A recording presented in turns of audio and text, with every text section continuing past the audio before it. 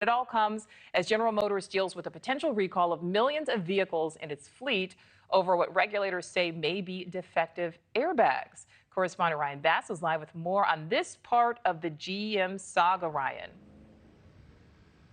Yeah, Nichole, not only is GM now dealing with these workers going on strike amid these ongoing UAW negotiations, but now at least 20 million GM vehicles could be toting around these potentially dangerous airbags. And we're talking about a manufacturing defect here that could spew metal shrapnel inside a vehicle if you get into a crash. That is why investigators are really concerned here. And the government is pushing for this unprecedented recall that could affect millions of these airbags that are designed right here in the state of Tennessee, where I am. Now, the auto regulators here and those safety regulators, they held this briefing yesterday to get the public's attention, making a push to recall 52 million airbag inflators designed by ARC Automotive in Knoxville, Tennessee, about a couple of hours from me here. Now, a step regulators felt was necessary after the auto supplier refused a recall request by the agency in April. Investigators said the odds of a serious injury was about 1 in 370,000 airbag deployments of these inflators, but they blamed the defect for at least 7 injuries and 2 deaths in the U.S. and Canada since 2009.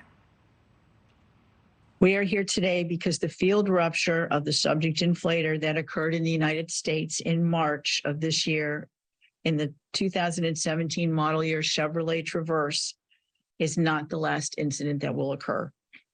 Data and evidence suggest that this will happen again. Timing is unpredictable, and any one of the approximately 252 million subject inflators is at risk.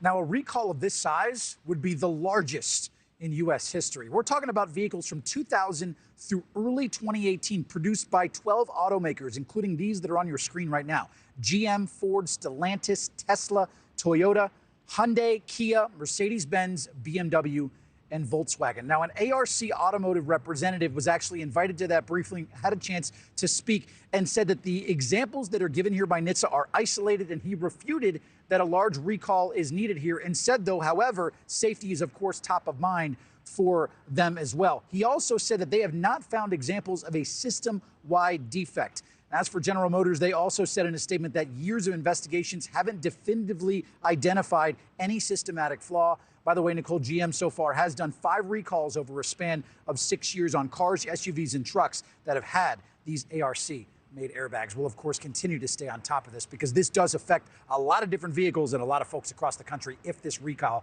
is in fact put in place. Yeah, it certainly does. All right, Ryan Bass live for us. Thank you. Thank you for watching. Go to newsnationnow.com to find News Nation on your television provider. And don't forget to click the red subscribe button below to get more of News Nation's fact-driven, unbiased coverage.